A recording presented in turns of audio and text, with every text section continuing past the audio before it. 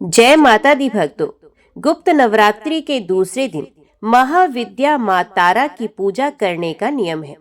माँ तारा जीवन में आने वाली सभी विपत्तियों, आकर्षण और संकटों से मुक्ति दिलाती हैं। माँ तारा की साधना पूर्ण रूप से अघोरी साधना होती है। विशेष रूप से तंत्र मंत्र की सिद्धि के लिए माँ तारा की पूजा मध्य रात्रि में की जाती है।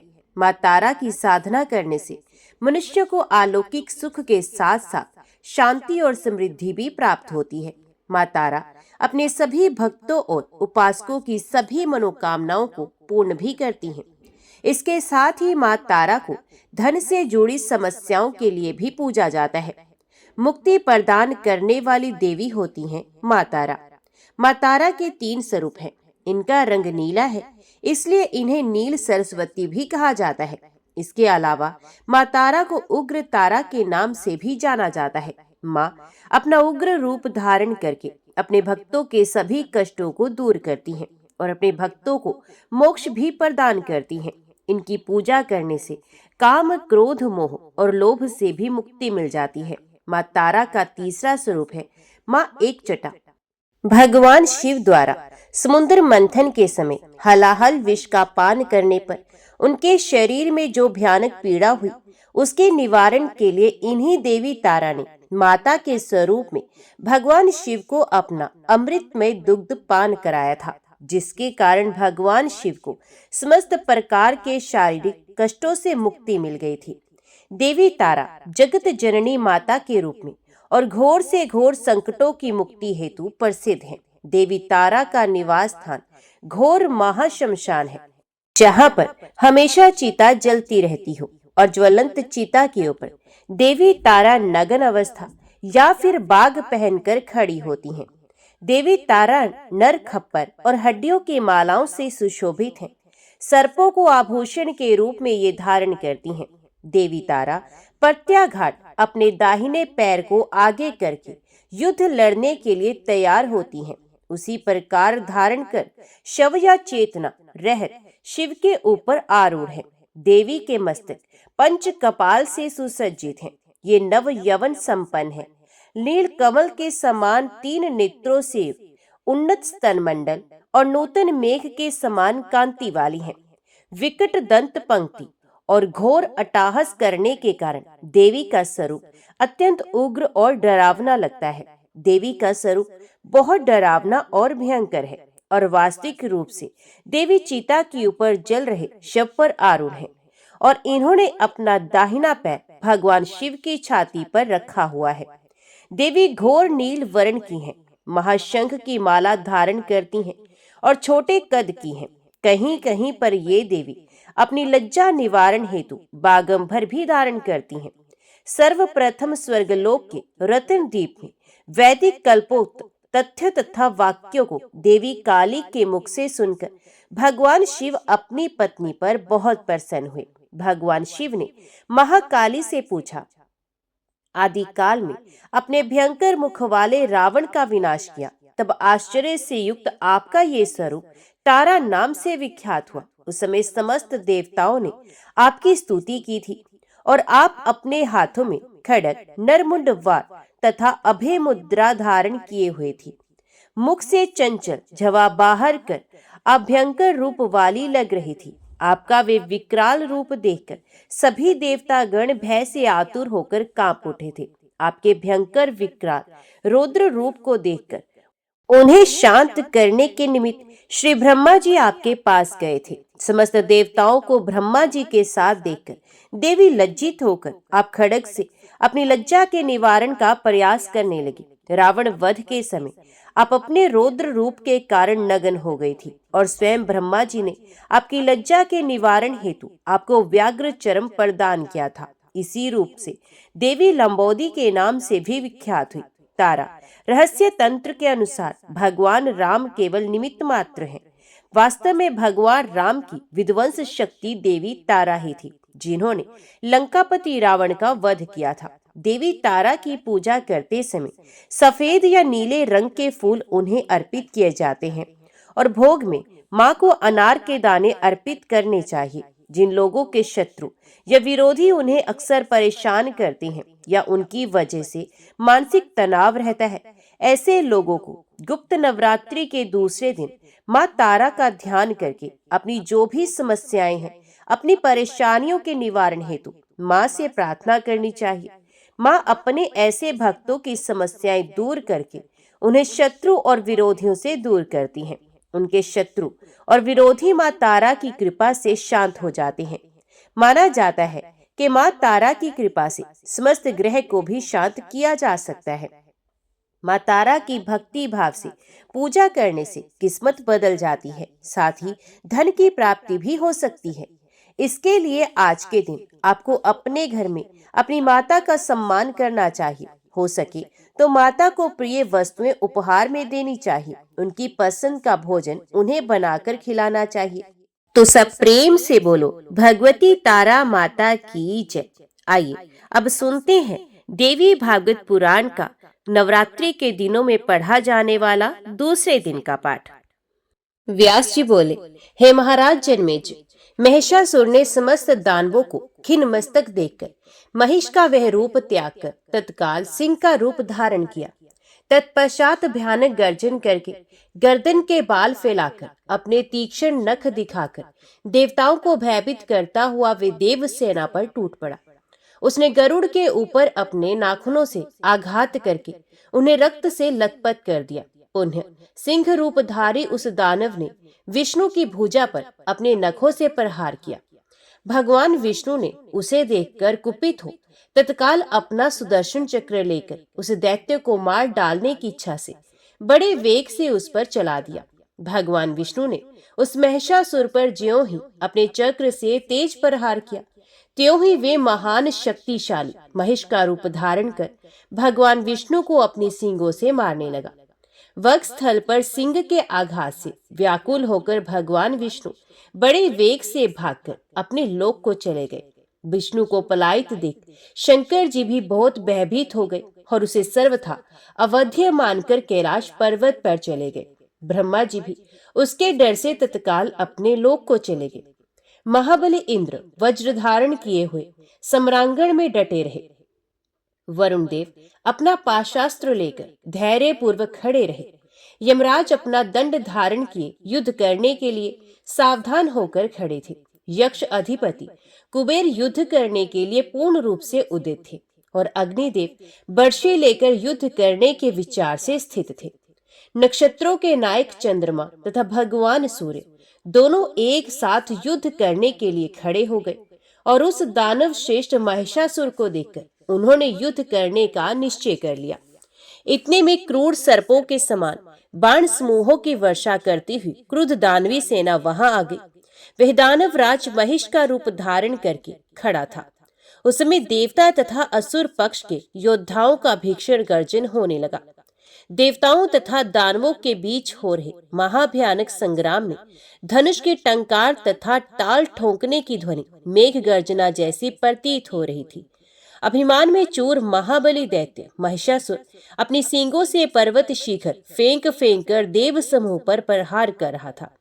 क्रोध में भरे हुए उस परम अद्भुत महिषासुर ने अपने खुरों के आघात से तथा पूंछ घुमाकर बहुत से देवताओं पर प्रहार किया।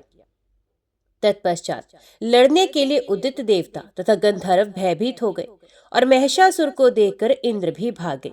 संग्राम छोड़कर शचीपति इंद्र के भाग जाने पर यमराज, धन अध्यक्ष कुबेर तथा वरुण देव ये सब भी भयभीत होकर भाग चले। महिषासुर भी अपनी जीत मानकर अपने घर चला गया।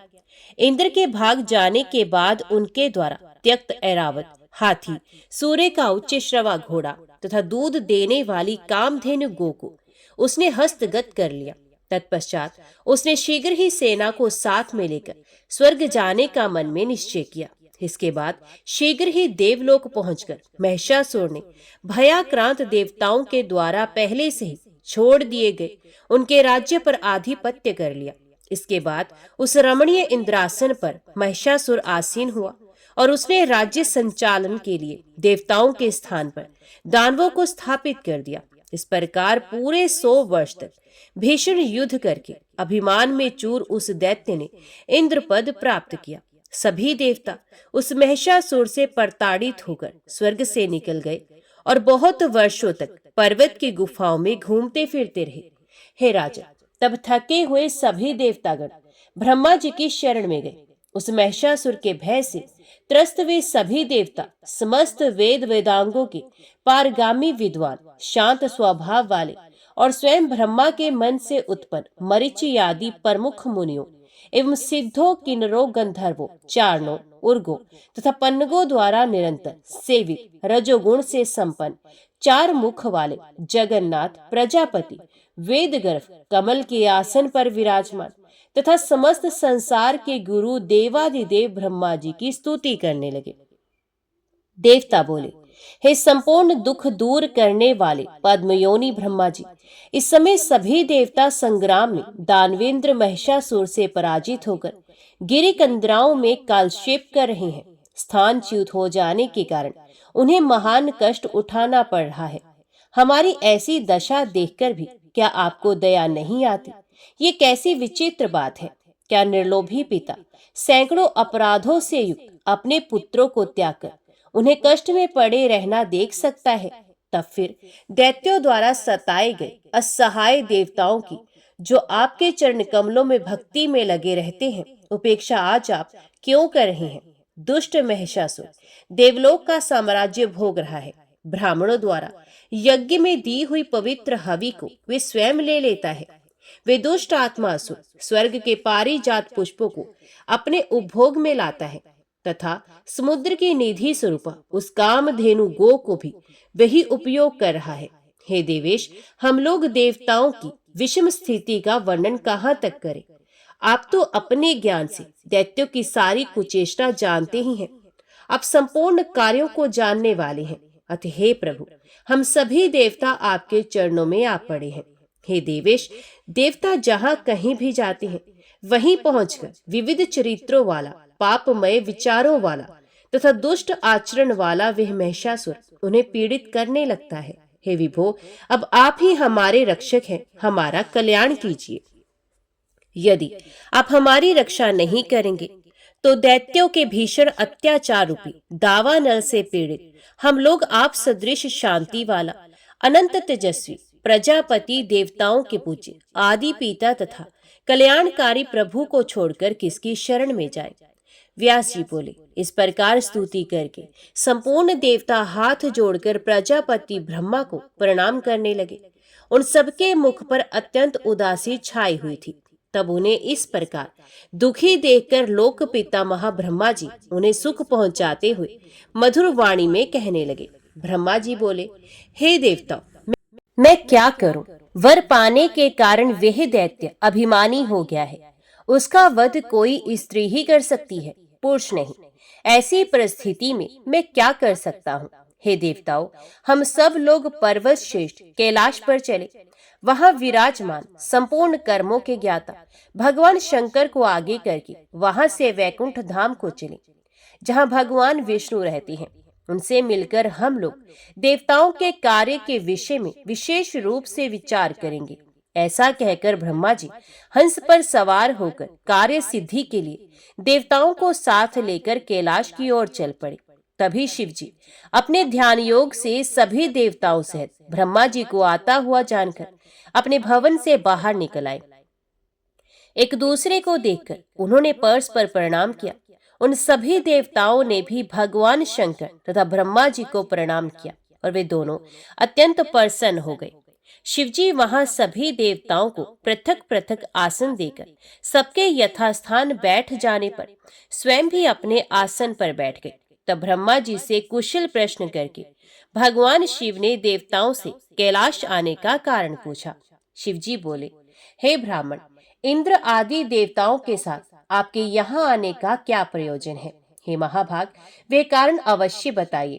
ब्रह्मा जी बोले, हे सुरेशान, महिषासुर स्वर्ग में रहने वाले इंद्रादि देवताओं को महान कष्ट दे रहा है और उसके भय से त्रस्त होकर ये देवतागण पर्वतों की कंदराओं में घूम रहे हैं।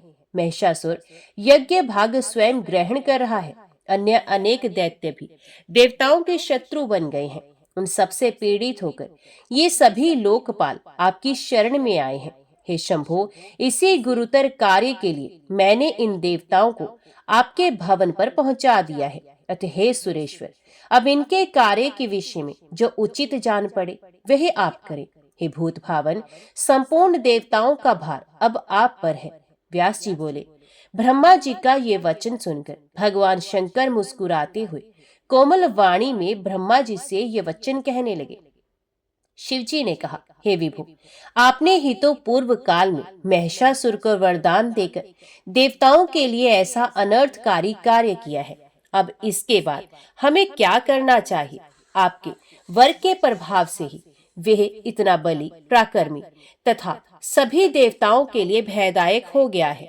अभिमान में चूर रहने वाले उस दानव को मारने में कौन श्रेष्ठ स्त्री समर्थ हो सकती है?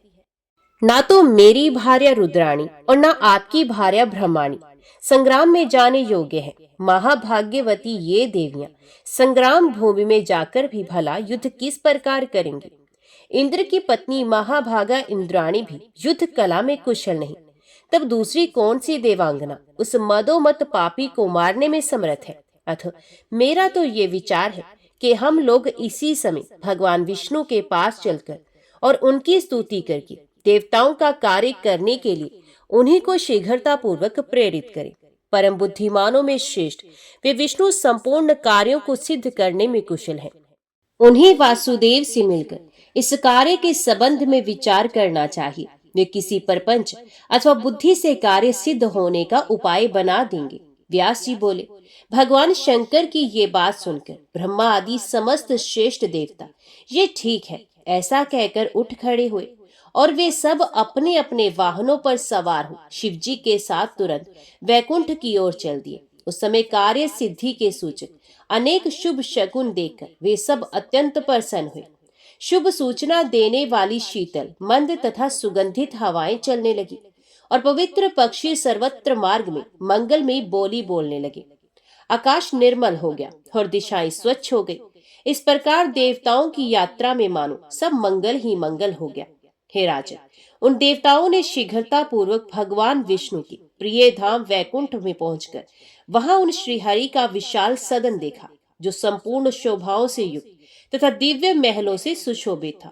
सुंदर तथा सुखदायक वे भवन सरोवर, बावली एवं नदियों से सुशोभित था, जिनमें हंस, सारस, चक्रवाक आदि पक्षी कलरव कर रहे थे। उस भवन के चारों ओर सुशोभित हो रहे दिव्य उपवनों में चंपा, अशोक, कल्हार, मंदार, मौलसीरी, मालती, तिलक, आमड़ा और कुर्बक आदि विविध प्रकार के वृक्ष लगे हुए थे। उपवनों में चारों ओर कोयलों की कूक सुनाई दे रही थी। मोर नृत्य कर रहे थे और भोरे गुंजार कर रहे थे। नंद सुनंद आदि भक्ति परायण पार्षद तथा त्याग वृत्ति संपन्न अनन्य भक्त भगवान विष्णु की स्तुति कर रहे थे। वहां रत्न जटित महल बने हुए थे, जिन पर सुनहरे चित्र बने थे। सुंदर सुंदर कक्षों से सुशोभित वे महल ऊंचाई में आकाश को छू रहे थे। वहां देवता और गंधर्व गा रहे थे, अप्सराएं नाच रही थी और वह मन को मुग्ध करने वाले तथा मधुर कंठ ध्वनि वाले किन्नरों से मंडित था। वैदिक सूक्तों के द्वारा आदर पूर्वक भगवान विष्णु की स्तुति करते हुए शांत स्वभाव वाले वेद पाठ परायण मुनियों से वे भवन अत्यंत सुशोभित हो रहा था। भगवान विष्णु के भवन पर पहुंचकर देवताओं ने सुंदर स्वरूप वाले तथा हाथ में स्वर्ण की छड़ी धारण किए हुए जय विजय नामक द्वारपालों को देखकर उनसे कहा कि आप दोनों में से कोई एक जाकर भगवान विष्णु से कह दे कि आपके दर्शन की अभिलाषा से ब्रह्मा, रुद्र आदि देवता द्वार पर खड़े हैं। व्यास जी बोले। उनकी बात सुनकर विजय ने तुरंत भगवान विष्णु के पास जाकर उन्हें प्रणाम करके सभी देवताओं के आगमन की बात उनको बताई। विजय ने कहा, हे देवादिदेव, हे महाराज, हे दैत्यों का दमन करने वाले लक्ष्मीकांत, हे विभु, इस समय सभी देवता आए हुए हैं और वे द्वार पर खड़े हैं। आपके दर्शन के इच्छुक ब्रह्मा, रुद्र, इंद्र, वरुण, अग्नि, यम आदि देवता वेद वाक्यों से आपकी स्तुति कर रहे हैं। व्यास जी बोले। लक्ष्मीपति भगवान विष्णु विजय की बात सुनकर देवों से मिलने हेतु अत्यधिक उत्साहित होकर शीघ्रता पूर्वक अपने भवन से बाहर निकल आए। वहां जाकर भगवान विष्णु ने द्वार पर स्थित उन देवताओं को थकान से व्याकुल तथा दुखित देखकर अपनी प्रेम भरी दृष्टि से उन्हें आनंदित किया। उन सभी देवताओं ने दैत्यों का संहार करने वाले तथा वेदों के द्वारा सुनिश्चित किए गए तत्व स्वरूप देवादिदेव भगवान विष्णु को प्रणाम किया और मधुर वाणी में उनकी स्तुति की। देवता बोले, हे देव देव, हे जगन्नाथ, हे सृष्टि पालन तथा संहार करने वाले, हे दया सिंधु, हे महाराज, हम शरणागतों की रक्षा कीजिए। विष्णु बोले, हे देवताओं, आप सभी लोग आसनों पर बैठ जाइए और फिर अपना कुशल क्षेम बताइए। आप लोग एक साथ मिलकर यहाँ किस लिए आए हैं? ब्रह्मा तथा शिव सहित आप सभी देवता चिंता मगन, दुखित और उदास क्यों हो गए हैं? आप लोग अपना प्रयोजन शीघ्र बताएं। देवता बोले, हे महाराज, पाप कर्म में संलग्न अजय महादुष्ट वरदान पाकर अभिमान में चूर तथा पापी महिषासुर से हम लोग पीड़ित हैं। ब्राह्मणों द्वारा देवताओं को दिए गए यज्ञ भागों को वे स्वयं ग्रहण कर लेता है। हम सभी देवता उससे भयभीत होकर पर्वतों की कंदराओं में भटकते फिरते हैं। हे मधुसूदन, ब्रह्मा जी के वरदान से वे अजय बन गया है, अतः इस कार्य को अत्यंत गुरुतर जानकर हम लोग आपकी शरण में आए हैं। दानवों की माया को जानने वाले तथा दानवों का वध करने वाले हे कृष्ण, आप ही देवताओं का उद्धार करने में समर्थ हैं, अतः उसके वध का कोई उपाय कीजिए। विधाता ने उसे वर दे दिया है कि तुम पुरुष मात्र से सदा अवध्य रहोगे। तब ऐसी कौन सी स्त्री होगी जो रण में उस छठ को मार सके? क्या भगवती पार्वती, लक्ष्मी, इंद्राणी अथवा सरस्वती भी इस अत्यंत दुष्ट तथा वरदान के कारण अत्यंत अभिमानी महिषासुर का वध करने में समर्थ होंगी? अतएव हे भक्तवत्सल, हे भूधर, आप अपनी बुद्धि से भली भांति विचार करके उसके मरण का कोई उपाय हो, उसके द्वारा हम लोगों का ये कार्य संपन्न कर दीजिए। व्यास जी बोले, ये बात सुनकर भगवान विष्णु मुस्कुराते हुए उनसे कहने लगे, पहले भी हम लोगों ने महिषासुर से युद्ध किया था, किंतु वे नहीं मारा जा सका। अब एक ही उपाय है कि यदि सभी देवताओं के तेज से कोई श्रेष्ठ रूपवती सुंदरी उत्पन्न की जाए तो वही सम्रांगण में उसे अपने पराक्रम से मार सकती है। हम सबकी शक्ति के अंशों से निर्मित कोई वीर नारी ही सैकड़ों प्रकार की माया रचने में निपुण और वर प्राप्ति के कारण अभिमान में चूर उस महिषासुर का वध करने में समर्थ होगी। अब आप सभी देवतागण तेजांशों से प्रार्थना करें, साथ ही हमारी स्त्रियां भी प्रार्थना करें, जिससे कि उन आविर्भूत तेजांशों के द्वारा एक तेजो राशि उत्पन्न हो जाए। उस समय रुद्र आदि हम सब मुख्य देवतागण त्रिशूल आदि जो भी दिव्य आयुध हैं, ये सब उसे दे देंगे। तत्पश्चात सभी प्रकार की आयुध धारण करने वाली तथा संपूर्ण तेज से संपन्न वह देवी उस दुराचारी, पापी तथा मदोमत्त दानव को मार डालेगी। व्यास जी बोले, भगवान विष्णु के ऐसा कहते ही ब्रह्मा जी के मुख से अपने आप एक अत्यंत असहनीय तेज पुंज निकल पड़ा। वह तेज लाल रंग का था, उसकी आकृति सुंदर थी, वे पद्म राग मणि के समान प्रभा वाला था। उसमें कुछ शीतलता एवं उष्णता भी थी और वह अनेक किरणों से सुशोभित था। हे महाराज, भगवान विष्णु और शिव ने भी उस निस्त्रत तेज को देखा। उसे देखकर अमित पराक्रम वाले वे दोनों आश्चर्यचकित हो गए। तत्पश्चात शंकर जी के शरीर से भी चांदी के सदृश वर्ण वाला अत्यंत अद्भुत, तीव्र, देखने में असहनीय तथा महाप्रचंड तेज निकला, जो दैत्यों को भयभीत कर देने वाला तथा देवताओं को आश्चर्य में डाल देने वाला था। वे भयानक रूप वाला, पर्वत के समान विशाल तथा साक्षात दूसरे तमोगुण जैसा था। तदंतर भगवान विष्णु के शरीर से सत्वगुण संपन्न नील वर्ण और अत्यंत दीप्तिमान दूसरी तेजो राशि प्रकट हुई। इसके बाद इंद्र के शरीर से विचित्र आकार वाला असहनीय पूर्ण गोलाकार और सर्वगुणात्मक तेज प्रादुर्भूत हुआ। कुबेर, यम, अग्नि तथा वरुण के भी शरीर से सभी और महान तेज निकलने लगा। इसी प्रकार अन्य देवताओं के शरीरों से भी अतिशय प्रदीप्त तेज निकला।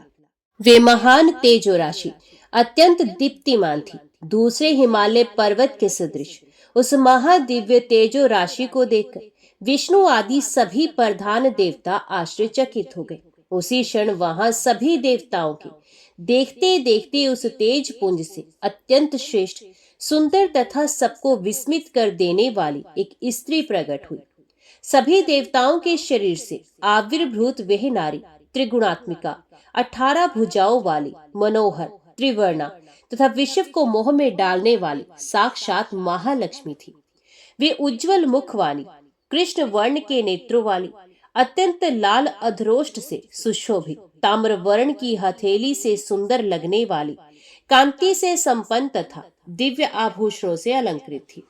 देवताओं के शरीर से उत्पन्न तेजो राशि से प्रकट वे 18 भुजाओं वाली भगवती असुरों का विनाश करने के लिए हजारों भुजाओं से सुशोभित हो गई। जन्मेजय बोले, हे कृष्ण द्वैपायन, हे महाभाग, हे सर्वज्ञ, हे मुनिवर, अब आप उन भगवती के शरीर की उत्पत्ति का विस्तार पूर्वक वर्णन कीजिए। उन सब देवताओं के शरीर से निकला हुआ तेज बाद में एकत्रित हो गया अथवा पृथक पृथक ही रहा। उनके अंग प्रत्यंग विभिन्न देवताओं के तेज से संपन्न थे अथवा नहीं। उनके शरीर के विभिन्न अंग, मुख, नासिका, नेत्र आदि अलग अलग देवताओं के तेज से निर्मित थे अथवा सब तेज एक साथ मिलकर बने थे। हे व्यास जी, उनके शरीर के अंगों की उत्पत्ति के विषय में विस्तार पूर्वक बताइए। जिस देवता के तेज से उनका जो जो अद्भुत अंग बना वे सब मुझे बताइए। जिन जिन देवताओं ने उन भगवती को जो जो आयुध तथा आभूषण आदि समर्पित किए, आपके मुखारविंद से निकली सारी बात मैं सुनना चाहता हूँ। हे ब्राह्मण, आपके मुख कमल से निकले महालक्ष्मी के चरित्र रूपी अमृत में रस का पान करते हुए मैं तृप्त नहीं हो पा रहा हूँ। सूत जी बोले, हे मुनिवृत्त, उन राजा जनमेजय का ये वचन सुनकर सत्यवती पुत्र श्री व्यास जी उन्हें प्रसन्न करते हुए ये मधुर वचन कहने लगे। व्यास जी बोले, हे राजन, हे महाभाग, हे कुरुश्रेष्ठ, सुनिए। मैं अपनी बुद्धि के अनुसार उनके शरीर की उत्पत्ति के विषय में विस्तार पूर्वक आपसे कहता हूँ। स्वयं ब्रह्मा, विष्णु, महेश और इंद्र भी भगवती के यथार्थ रूप को बता पाने में कभी भी समर्थ नहीं है। तब देवी का जो रूप है, जैसा है और जिस उद्देश्य से बना है, उसे मैं कैसे जान सकता हूँ। बस मेरी वाणी इतना ही कह सकती है कि वह भगवती प्रकट हुई। वे देवी नित्य स्वरूप है और सदा ही सर्वत्र विराजमान रहती हैं। वे एक होती हुई भी गुरुतर कार्य पड़ने पर देवताओं का कार्य सिद्ध करने के लिए नाना प्रकार के रूप धारण कर लेती हैं। जिस प्रकार नाटक का कोई नट एक होता हुआ भी रंग मंच पर जाकर लोगों के मनोरंजन हेतु अनेक रूप धारण करता है, उसी प्रकार रूप रह तथा निर्गुणा होती हुई भी ये भगवती देवताओं का कार्य संपन्न करने के लिए अपनी लीला से अनेक सगुण रूप धारण कर लिया करती हैं और किए जाने वाले कर्म के अनुसार धातुवर्त गुण संयुक्त उनके अनेक गुण नाम पड़ जाते हैं। हे राजन, देवताओं के तेज समूह से उन भगवती का मनोहर रूप जिस प्रकार उत्पन्न हुआ, उसे मैं अपनी बुद्धि के अनुसार बता रहा हूँ। भगवान शंकर का जो तेज था, उसे उन भगवती का गौर वर्ण, सुंदर आकार वाला तथा अत्यंत विशाल मुख कमल निर्मित हुआ। यमराज के तेज से उनके कोमल, घुंघराले, बहुत लंबे, मेघ के समान कृष्ण वर्ण वाले और मनोहर केश बने। अग्नि के तेज से उन भगवती के तीनों नेत्र बने। 3 प्रकार के वर्णों से सुशोभित वे नेत्र काले, लाल तथा श्वेत थे। उनकी बोहें दोनों संध्याओं के तेज से बनी। वे टेढ़ी, चिकनी, काले रंग की, अत्यंत तेजोमय तथा कामदेव के धनुष की भांति प्रतीत हो रही थी। उनके दोनों उत्तम कान वायु के तेज से बने, जो ना बहुत बड़े तथा ना ही बहुत छोटे थे। वे कामदेव के झूले के सदृश प्रतीत हो रहे थे। तिल के फूल के समान आकृति वाली अत्यंत मनोहर और सिनग्ध नाक कुबेर के तेज से उत्पन्न हुई।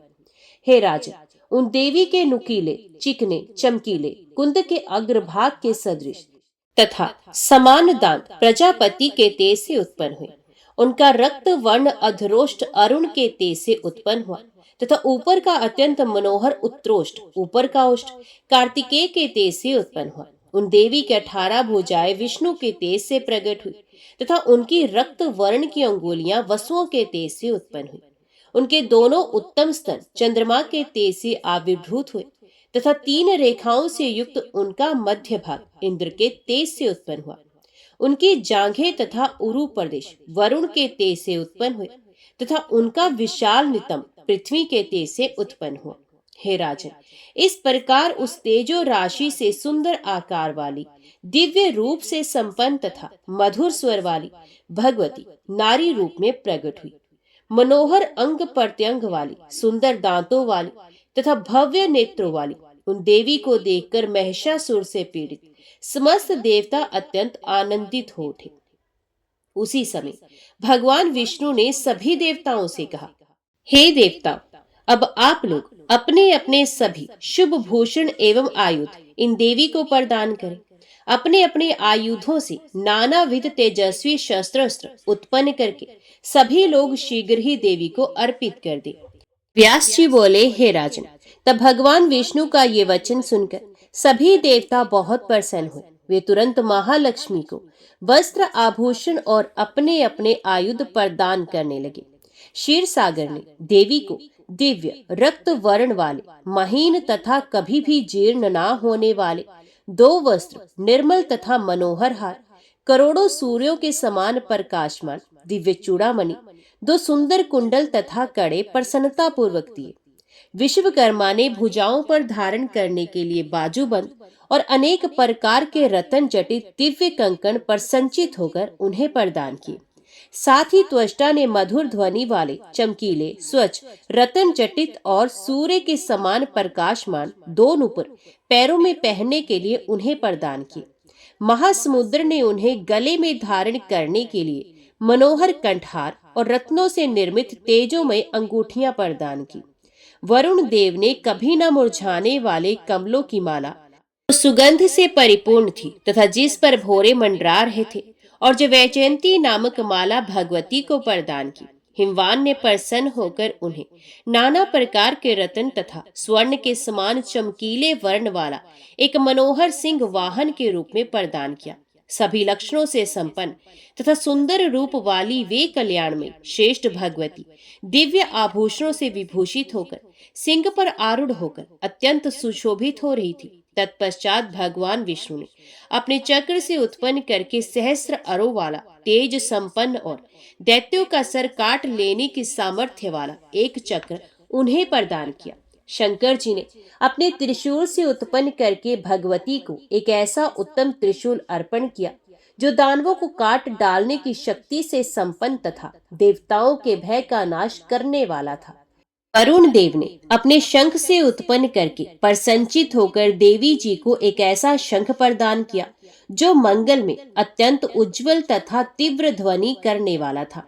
अग्निदेव ने प्रसन्नचित होकर सैकड़ों शत्रुओं का संहार करने वाली, मन के समान तीव्र गति से चलने वाली तथा दैत्यों का विनाश करने वाली एक शक्ति उन्हें प्रदान की। पवन देव ने उन भगवती महालक्ष्मी को बाणों से भरा हुआ एक तरकस तथा देखने में अत्यंत अद्भुत, कठिनाई से खींचा जा सकने वाला और कर्कश टंकार करने वाला धनुष प्रदान किया। देवराज इंद्र ने अपने वज्र से उत्पन्न करके एक अत्यंत भयंकर वज्र तथा ऐरावत हाथी से उतारकर एक परम सुंदर तथा तीव्र ध्वनि करने वाला घंटा तुरंत भगवती को अर्पण किया।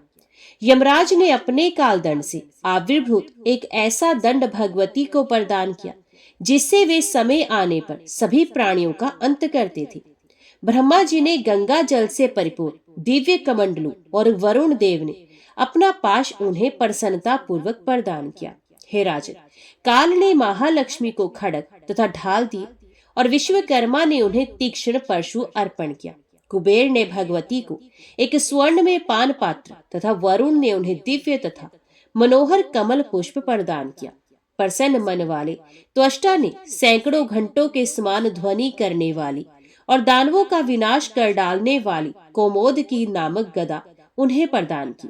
साथ ही उन त्वष्टा ने जगत जननी भगवती महालक्ष्मी को अनेक प्रकार के अस्त्र तथा अभेद्य कवच प्रदान किए और सूर्यदेव ने उन्हें अपनी किरणें प्रदान की। इस प्रकार सभी आयुधों तथा आभूषणों से उन भगवती को देखकर देवतागण अत्यंत विस्मित हुए और त्रिलोक के मोहिनी उन कल्याणकारिणी देवी की स्तुति करने लगे। देवता बोले, शिवा को नमस्कार है, कल्याणी, शांति और पुष्टि देवी को बार बार नमस्कार है, भगवती को नमस्कार है, देवी रुद्राणी को निरंतर नमस्कार है, आप काल रात्रि, अम्बा तथा इंद्राणी को बार बार नमस्कार है, आप सिद्धि, बुद्धि, वृद्धि तथा वैष्णवी को बार बार नमस्कार है।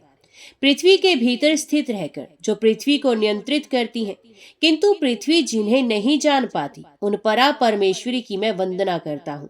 जो माया के अंदर स्थित रहने पर भी माया के द्वारा नहीं जानी जा सकती, तथा जो माया के अंदर विराजमान होकर उसे प्रेरणा प्रदान करती हैं, उन जन्म रहत तथा प्रेरणा प्रदान करने वाली भगवती शिवा को हम नमस्कार करते हैं। हे माता, आप हमारा कल्याण करें और शत्रुओं से संत्रस्त हम देवताओं की रक्षा करें। आप अपने तेज से इस मोहग्रस्त पापी महिषासुर का वध कर डालें। ये महिषासुर दुष्ट, घोर मायावी, केवल स्त्री के द्वारा मारा जा सकने वाला, वरदान प्राप्त करने से अभिमानी, समस्त देवताओं को दुख देने वाला तथा अनेक रूप धारण करने वाला महादुष्ट है। हे भक्त वत्सले, एकमात्र आप ही सभी देवताओं की शरण है। दानव महिषासुर से पीड़ित हम देवताओं की आप रक्षा कीजिए। हे देवी, आपको नमस्कार है। इस प्रकार सब देवताओं की स्तुति करने पर समस्त सुख प्रदान करने वाली महादेवी मुस्कुराकर उन देवताओं से ये मंगल में वचन कहने लगी। देवी बोली, हे देवतागण, आप लोग मंद बुद्धि महिषासुर का भय त्याग दे। मैं वर पाने के कारण अभिमान में चूर तथा मोहग्रस्त उस महिषासुर को आज ही रण में मार डालूंगी। व्यास जी बोले, देवताओं से ऐसा कहकर वे भगवती अत्यंत उच्च स्वर में हंस पड़ी और वे बोली, इस संसार में वे बड़ी विचित्र बात है कि ये सारा जगत ही भ्रम तथा मोह से ग्रसित है। ब्रह्मा, विष्णु, शिव, इंद्र आदि तथा अन्य देवता भी महिषासुर से भयभीत होकर कांपने लगते हैं। हे श्रेष्ठ देवताओं, देव बल बड़ा ही भयंकर और दुर्जय है। काल ही सुख और दुख का करता है। यही सबका प्रभु तथा ईश्वर है।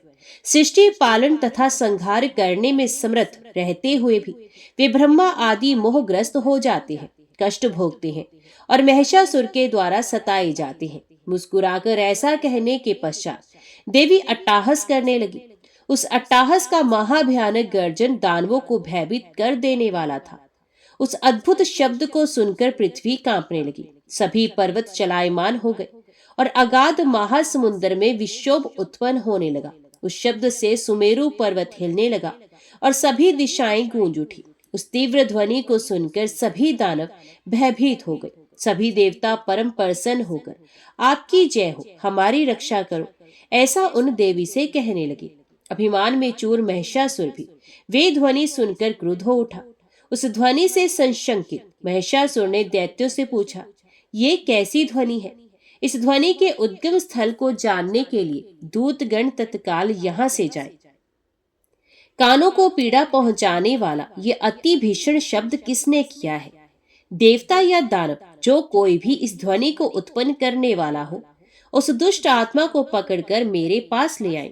ऐसा गर्जन करने वाले उस अभिमान के मध्य में उन्मत्त दुराचारी को मैं मार डालूंगा।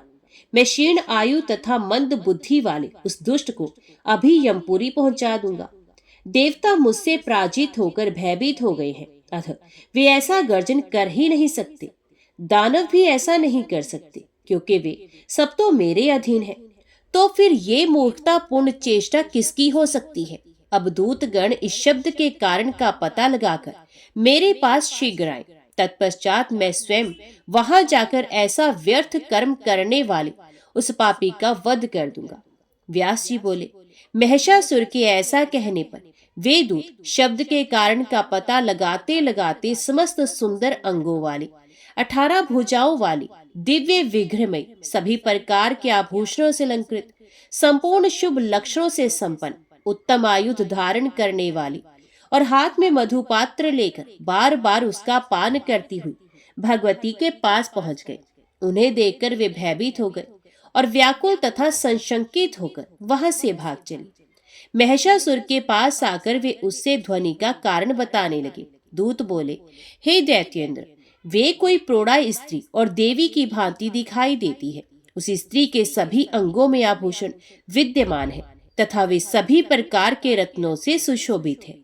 वह स्त्री ना तो मानवी है ना तो आसुरी। दिव्य विग्रह वाली वह स्त्री बड़ी मनोहर है। 18 भुजाओं वाली वे श्रेष्ठ नारी नानाविध आयुध धारण करके सिंह पर विराजमान है। वे स्त्री गर्जन कर रही है, वे मदोमत दिखाई दे रही है, वे निरंतर मद्यपान कर रही है। हमें ऐसा जान पड़ता है कि वे अभी अविवाहिता है। देवतागण आकाश में स्थित होकर प्रसन्नता पूर्वक उसकी इस प्रकार स्तुति कर रहे हैं, आपकी जय हो, हमारी रक्षा करो और शत्रुओं का वध करो। हे प्रभु, मैं ये नहीं जानता कि वे सुंदरी कौन है, किसकी पत्नी है, वे सुंदरी यहाँ किस लिए आई हुई है और ये क्या करना चाहती है। उस स्त्री के तेज से चकाचौंध हम लोग उसे देखने में समर्थ नहीं हो सके। वे स्त्री श्रृंगार, वीर, हास्य, रौद्र और अद्भुत इन सभी रसों से परिपूर्ण है।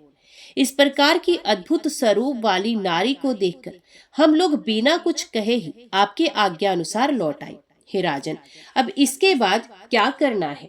महिषासुर बोला, हे वीर, वे मंत्री श्रेष्ठ, तुम मेरे आदेश से सेना साथ में लेकर जाओ और साम आदि उपायों से उस सुंदर मुख वाली स्त्री को यहाँ ले आओ।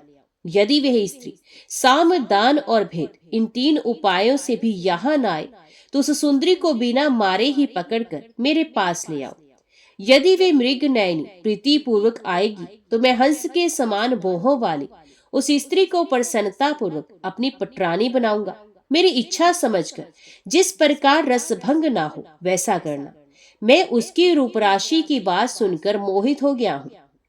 व्यास जी बोले, महिषासुर की ये कोमल वाणी सुनकर वे श्रेष्ठ मंत्री हाथी, घोड़े और रथ साथ लेकर तुरंत चल पड़ा। वहां पहुंचकर कुछ दूर खड़े होकर वे सचिव कोमल तथा मधुर वाणी में विनम्रता पूर्वक उस दृढ़ निश्चय वाली नारी से कहने लगा। प्रधान बोला, हे मधुर भाषिणी, तुम कौन हो, यहाँ क्यों आई हो? हे महाभागे, मेरे मुख से ऐसा कहलाकर मेरे स्वामी ने तुमसे ये बात पूछी है। उन्होंने समस्त देवताओं को जीत लिया है और वे मनुष्यों से अवध्य हैं।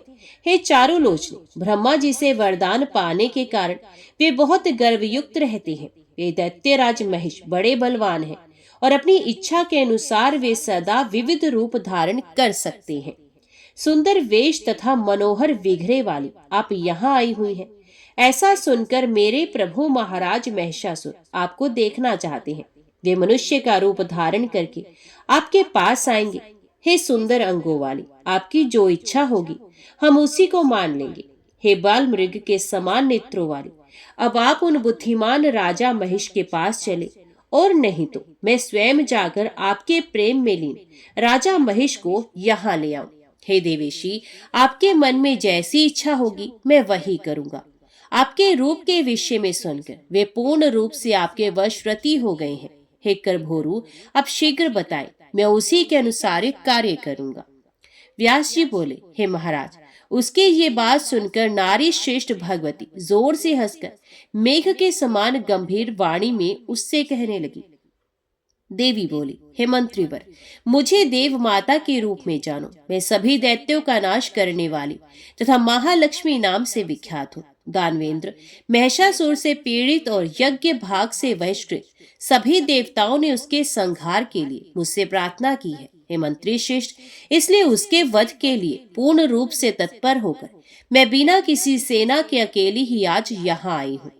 हे अनक, तुमने जो शांति पूर्वक आदर के साथ मेरा स्वागत करके मधुर वाणी में मुझसे बात की है, उससे मैं बहुत प्रसन्न हूँ। अन्यथा अपनी काल अग्नि के समान दृष्टि से तुम्हें भस्म कर देती। मधुरता से युक्त वचन भला किसके लिए प्रीतिकारक नहीं होता। अब तुम जाओ और मेरे शब्दों में उस पापी महिषासुर से कह दो, यदि तुम्हें जीवित रहने की अभिलाषा हो तो अभी पाताल लोक में चले जाओ, नहीं तो मैं तुझ पापी तथा दुष्ट को रणभूमि में मार डालूंगी। मेरे बाणों से छिन्न भिन्न शरीर वाले होकर तुम यमपुरी चले जाओगे। हे मूर्ख, इसे मेरी दयालुता समझकर तुम यहाँ से शीघ्र चले जाओ, नहीं तो तुम्हारे मार दिए जाने पर देवतागण निश्चय ही तत्काल स्वर्ग का राज्य पा जाएंगे। इसलिए हे दुष्ट, जब तक मेरे बाण तुझ पर नहीं गिरते उसके पूर्व ही तुम शीघ्रता पूर्वक समुद्र सहित पृथ्वी का त्याग करके पाताल लोक चले जाओ। हे असुर, यदि तुम्हारे मन में युद्ध की इच्छा हो तो अपने सभी महाबली वीरों को साथ लेकर शीघ्र आ जाओ, मैं सबको यमपुरी पहुंचा दूंगी।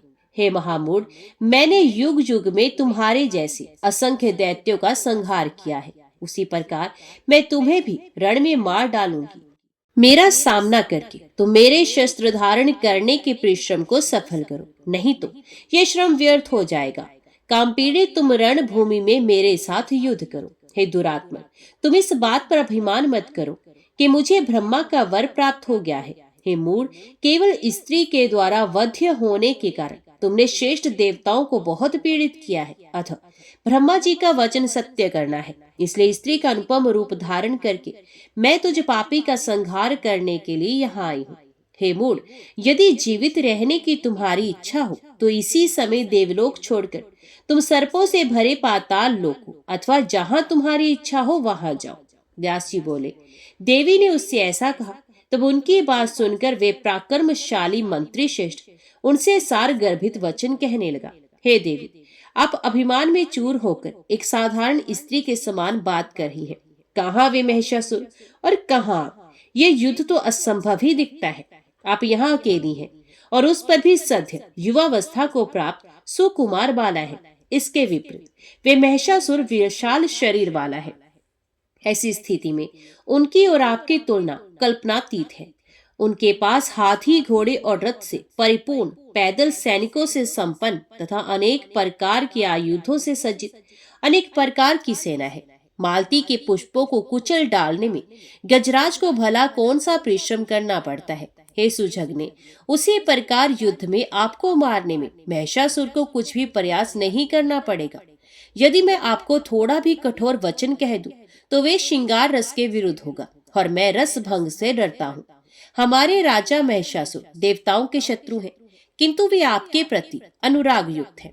मेरे राजा ने कहा है कि मैं आपसे साम तथा दान नीतियों से पूर्ण वचन ही बोलूं, अन्यथा मैं झूठ बोलने वाली, मिथ्या अभिमान में भरकर चतुरता दिखाने वाली और रूप तथा यौवन के अभिमान में चूर रहने वाली आपको इसी समय अपने बाण से मार डालता। आपके अलौकिक रूप के विषय में सुनकर मेरे स्वामी मोहित हो गए हैं। उनकी प्रसन्नता के लिए मुझे प्रिय वचन बोलना पड़ रहा है।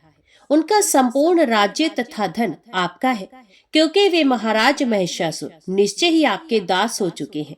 अतः हे विशाल नयने, इस मृत्युदायक रोष का त्याग करके उनके प्रति प्रेम भाव प्रदर्शित कीजिए। हे भामिनी, मैं भक्ति भाव से आपके चरणों पर गिर रहा हूँ। हे पवित्र मुस्कान वाली, आप शीघ्र ही महाराज महेश की पटरानी बन जाइए।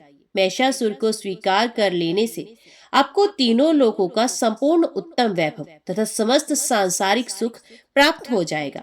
देवी बोली, हे सचिव सुनो, मैं बुद्धि चातुर्य से सम्यक विचार करके तथा शास्त्र प्रतिपादित मार्ग से निर्णय करके सारभूत बातें बताऊंगी। तुम्हारी बातों से मैंने अपनी बुद्धि द्वारा जान लिया कि तुम महिषासुर के प्रधानमंत्री हो और तुम भी उसी की तरह पशु बुद्धि स्वभाव वाले हो। जिस राजा के तुम्हारे जैसे मंत्री हो, वे बुद्धिमान कैसे हो सकता है? ब्रह्मा ने निश्चय ही तुम दोनों का ये समान योग रचा है। हे मूर्ख, तुमने जो ये कहा कि तुम स्त्री स्वभाव वाली हो, तो अब तुम इस बात पर जरा विचार करो कि मैं पुरुष नहीं हूँ।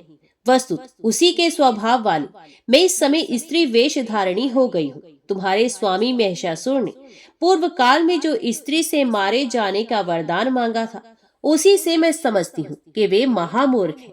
वे वीर रस का थोड़ा भी जानकार नहीं है। स्त्री के द्वारा मारा जाना पराक्रमहीन के लिए भले ही सुकर हो, किंतु वीर के लिए ये कष्टप्रद होता है। महिष की अपनी जो बुद्धि हो सकती है, उसी के अनुसार तुम्हारे स्वामी ने ऐसा वरदान मांगा। इसलिए मैं स्त्री रूप धारण करके अपना कार्य सिद्ध करने के लिए यहाँ आई हूँ। मैं तुम्हारे धर्म शास्त्र विरोधी वचनों से क्यों डरूं? जब देव प्रतिकूल होता है तब एक तिनका भी वज्र तुल्य हो जाता है, और जब वह देव अनुकूल होता है तब वज्र भी रुई के समान कोमल हो जाता है। जिसकी मृत्यु सन्निकट हो, उसके लिए सेना, अस्त्र शस्त्र तथा किले की सुरक्षा, सैन्य बल आदि प्रपंचों से क्या लाभ? जब काल योग से देह के साथ जीव का संबंध स्थापित होता है, उसी समय विधाता के द्वारा सुख, दुख तथा मृत्यु सब कुछ निर्धारित कर दिया जाता है। देव ने जिस प्राणी की मृत्यु जिस प्रकार से निश्चित कर दी है, उसकी मृत्यु उसी प्रकार से होगी, इसके विपरीत नहीं। ये पूर्ण सत्य है। जिस प्रकार से ब्रह्मा आदि देवताओं के भी जन्म और मृत्यु सुनिश्चित किए गए रहते हैं, समय आने पर उसी प्रकार से उनका भी जन्म मरण होता है। तब अन्य लोगों के विषय में विचार ही क्या। उन ब्रह्मा आदि मरण धर्मा के वरदान से गर्वित होकर जो लोग ये समझते हैं कि हम नहीं मरेंगे, वे मूर्ख तथा अल्प बुद्धि वाले हैं। अतएव अब तुम शीघ्र जाओ और अपने राजा से मेरी बात कह दो। इसके बाद तुम्हारे राजा जैसी आज्ञा दे तुम वैसा करो। इंद्र को स्वर्ग प्राप्त हो जाए और देवताओं को यज्ञ का भाग मिलने लगे। तुम लोग यदि जीवित रहना चाहते हो तो पाताल लोक चले जाओ। और हे मूर्ख, यदि दुष्टात्मा महिषासुर का विचार विपरीत हो तो वह मरने के लिए तैयार होकर मेरे साथ युद्ध करे।